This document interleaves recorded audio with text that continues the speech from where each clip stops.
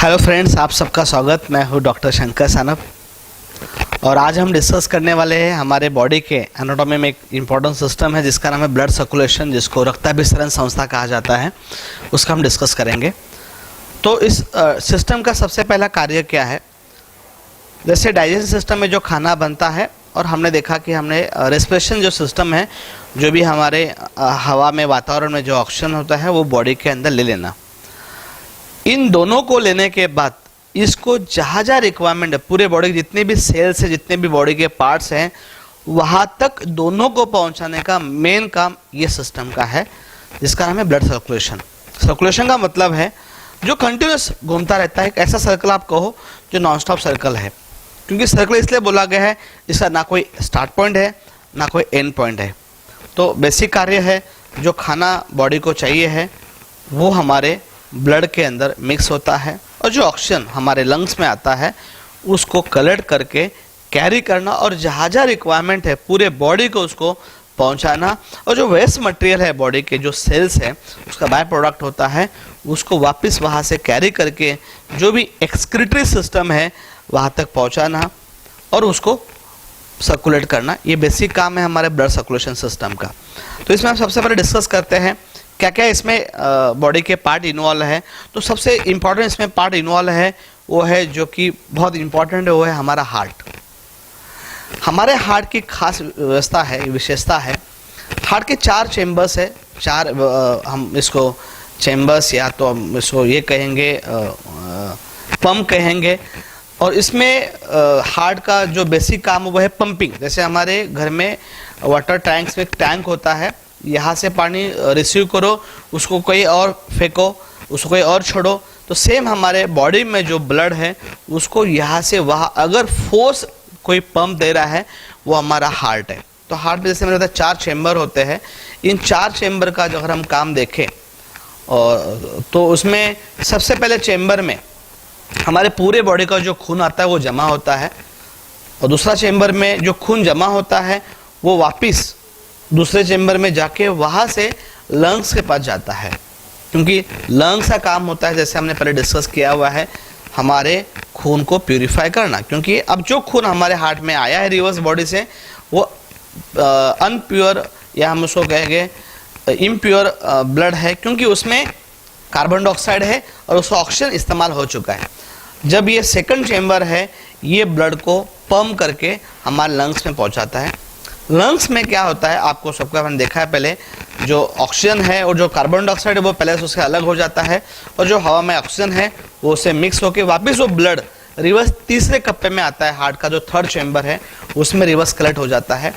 वहाँ से कलेक्शन होने के बाद वो 4थे चेम्बर में जाता है, जिस चेम्बर से वापस पूरे बॉडी को सप्लाई करना होता है। वहाँ से पंपिंग होती है। जहाँ पे कलेक्शन होता है वो चेम्बर छोटे होते हैं, जहाँ से पंप करके आगे भेजना है बाकी उसमें प्रेशर ज़्यादा होता है तो उसकी साइज़ बड़ी होती है। तो चौथा जो चेम्बर है, जो कप्पा है हार्ट का, उसका काम है पूरे बॉडी को वो वापस ब्लड को सप्लाई करना।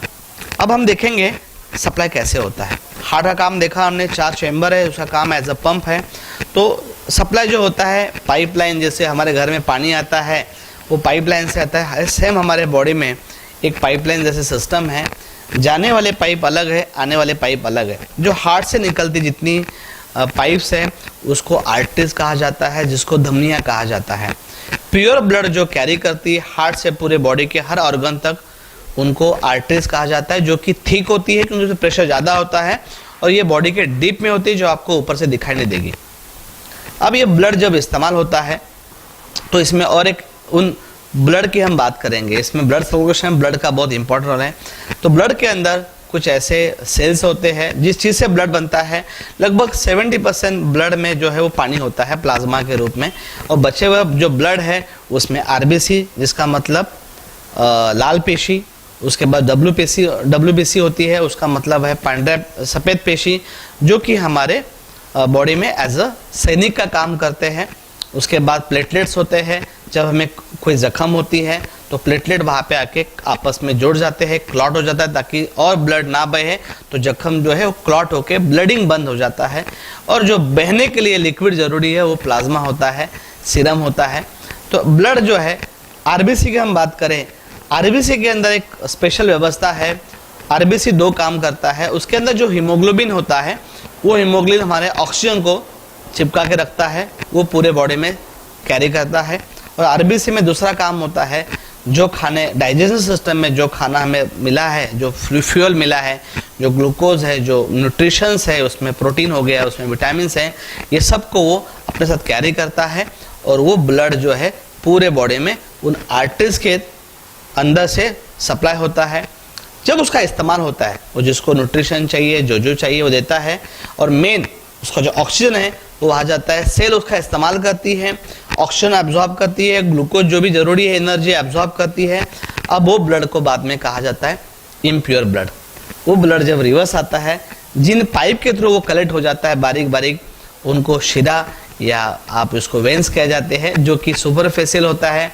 आप हाथ पैर में जो भी दिखता है नीला कलर की जो होती है, उनको शिरा वेंस कहा जाता है। और इनका काम होता है पूरे बॉडी के जो ऑर्गन्स है उसके हर सेल से जो ब्लड है इस्तेमाल किया हुआ इम्प्योर ब्लड हम जिसको कहते हैं, जिसमें कार्बन डाइऑक्साइड होता है, उसको जमा करके पूरा वापस हृदय तक पहुंचाना। इस तरह से आप देख सकते हैं, हार्ट में ब्लड आया, हार्ट में वो पंप हुआ, लंग्स में गया, लंग्स से प्यूरिफाई होकर वापस हार्ट में आया, वापस जो चौथा चैम्बर उसमें चला गया, वापस वहां से पंप होके पूरे बॉडी को चला गया। तो इसका पर्टिकुलर ऐसे ये सर्कल में ये हर टाइम पे घूमता रहता है और पूरे बॉडी को ब्लड इस तरह से हर सेकंड में घूमता रहता है। और एक मजे की बात है, जो ब्लड हार्ट से निकलता है, you can believe with in 40 second वो दोबारा सर्कुलेट होके हमारी बॉडी हार्ट तक पहुंच जाता है। उस हार्ट का इतना प्रेशर होता है। और इस तरह से ये जो सर्कुलेशन सिस्टम है, इसका बहुत इंपॉर्टेंट रोल है हमारे बॉडी को एनर्जी सप्लाई करने वाला। खाना जहाँ बनता है वो हमारा डाइजेशन सिस्टम है, बट इसको हर आदमी तक, हर ऑर्गन तक, हर सेल तक पहुँचाना जरूरी होता है।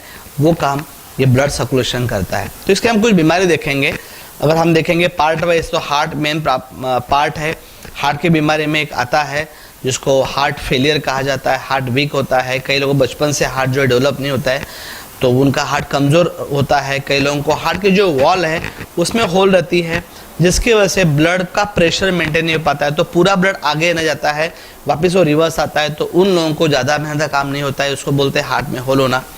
फिर जब आदमी बड़ा हो जाता है तो कोलेस्ट्रॉल बढ़ने से या कैल्सिफिकेशन होने से हार्ट में जो खुद को ब्लड सप्लाई करने वाली आर्टरीज है, जिनका नाम है कोरोनरी आर्टरीज, तो इनमें जो है बेसिकली कोलेस्ट्रॉल जमा होने से या कैल्सिफिकेशन ब्लॉक आ जाते हैं, तो हार्ट अटैक आ जाता है।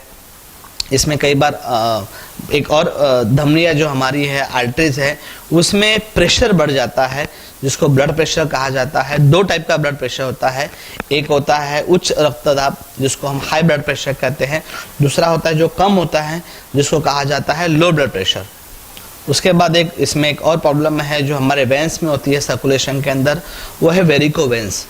तो ये कुछ प्रॉब्लम है वेन को लेके, हार्ट के लेके। एक और बीमारी इसमें होती है जो कि एनीमिया नाम, जब ब्लड में हमारे खास करके जब हीमोग्लोबिन प्रमाण से ज़्यादा कम हो जाता है, उसको एनीमिया कहा जाता है। रक्ताल्पता बोलते हैं। आरबीसी मेन कंटेंट होता है, उसका कलर लाल होता है। डब्ल्यूबीसी सेकंड पार्ट में आता है जिसका कलर सफ़ेद होता है, बट आरबीसी इतने ज़्यादा होते हैं इसलिए हमारा जो ब्लड वो लाल होता है। तो आरबीसी अगर हमारा हीमोग्लोबिन स्पेशली कम रहता है तो वो आदमी को एनीमिया कहा जाता है, जिसकी वजह से ऑक्सीजन पूरा सप्लाई नहीं हो पाता है, या जो खाना है वो पूरा सप्लाई नहीं हो जाता है। और एक इसमें प्रॉब्लम होती है वो है सिकल सेल, जिसमें जो सेल्स होती है उनका जो काम है वो कम हो जाता है। तो ये कुछ बेसिक प्रॉब्लम है जिनको हम डिटेल्स में अगले सेशन में डिस्कस करेंगे, और उनका ट्रीटमेंट क्या करना है वो भी हम डिस्कस करेंगे। Thank you.